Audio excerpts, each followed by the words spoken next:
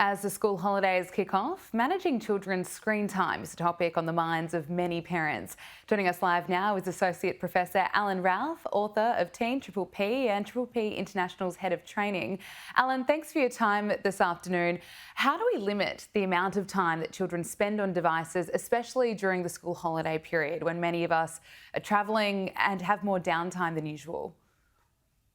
Yeah, it's a real challenge for parents, isn't it? I think the important thing is to sit down and regard it as a kind of a team activity, to engage the children in working out routines, because they need to understand that home routines during term time are different from home routines during school time, especially if you're travelling. And I think it's important that everybody in the family gets an opportunity to discuss how that's going to work. So, get a piece of paper out, write a calendar, work out the regular schedule for each day, or maybe a different day for different activities. And that's the first thing I think it's important to do.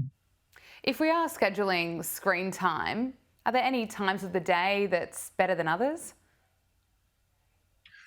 Look, I think you've got to be flexible. I mean, clearly meal times just before bedtime are probably the most obvious times when you would want to discourage it. But apart from that, I think parents have to be flexible. Everyone has their own routines and commitments, and I think you've got to work around those.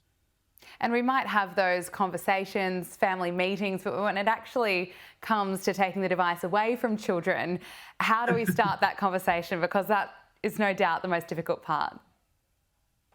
Yeah, well, part of that setting routines is setting rules about, what you're going to do when and where. I think the other thing, of course, to recognise is that there's a whole range of different activities that kids can engage in screen time. It could be catching up with friends and relatives. It could be watching a movie. It could be doing a game. It could be on social media. So I think differentiating which times are appropriate and for how long and what time of day, that's the important thing. And then you need to set some clear rules and some consequences in place if children aren't able to follow the rules. Of course, that's great advice. Is it also up to the parents to model this type of behaviour? Should parents be staying off their phones and devices if they're setting the rules for children? Absolutely. I think, kids are very quick to copy what their parents do. And it is important that parents set some kind of an example here. I mean, clearly there may be times they might still have work commitments or other commitments where they need to use those devices, and that needs to be explained to the children. But the parents should give it some really serious thought about making sure that they're not doing the things that they're telling their kids they shouldn't be doing.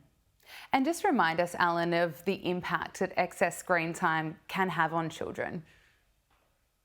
Yeah, the research is still coming in on that. We don't have definitive, but clearly there are impacts on sleep routines. There are certainly impacts on physical health if children are inactive for long periods of times.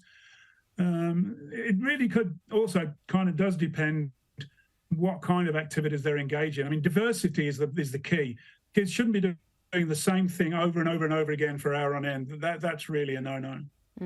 And just finally, when it comes to rules, if parents do choose to increase the amount of screen time that is allowed over the school holidays, how do we go back to bringing the rules back so children are allowed even less time when school starts again?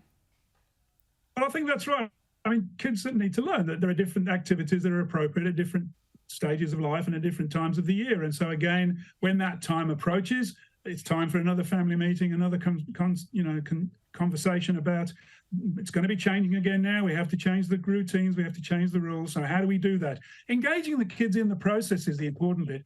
It's not just about managing screen time. It's teaching them problem solving, rule setting, making time commitments. These are all life skills that it's important to encourage in our kids. Alan, no doubt a few family meetings will be taking place over the next few days. Thank you so much for your advice and insights. Pleasure.